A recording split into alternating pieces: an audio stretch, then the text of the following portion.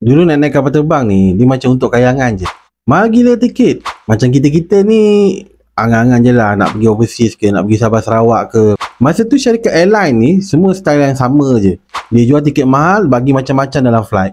Makan dia bagi, selimut dia bagi, entertainment dia bagi, semua dalam satu package. Jadi siapa yang ada duit lebih je lah yang boleh rasa. Syarikat-syarikat ni kira follower lah. Dia ikut je apa yang ada masa tu, apa yang dia establish berpuluh-puluh tahun kan. Lepas tu tiba-tiba muncul Tony Fernandez. Dia ni memang gila sikit. Dia beli syarikat kapal terbang yang dah nak nazak, Asia tu. Harga RM1 dia. RM1 ni pun orang kata simbolik je. Tapi Tony ni dia tak nak jadi follower, dia nak jadi leader.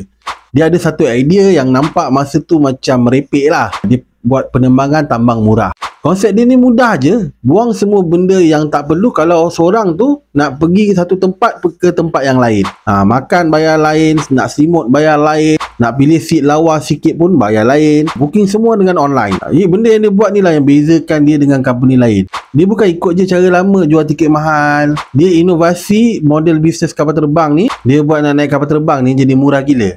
Mula-mula tu memang susah lah. Orang skeptikal. Tapi dia cuba push idea dia ni. Dia bagi tambang yang memang murah. Sekarang ni AirAsia ni dah jadi gegasi dalam industri penerbangan kat Asia. Berjuta-juta orang yang dulu tak boleh terbang, sekarang dah boleh terbang. Dia dah buktikan yang konsep dia ni berjaya.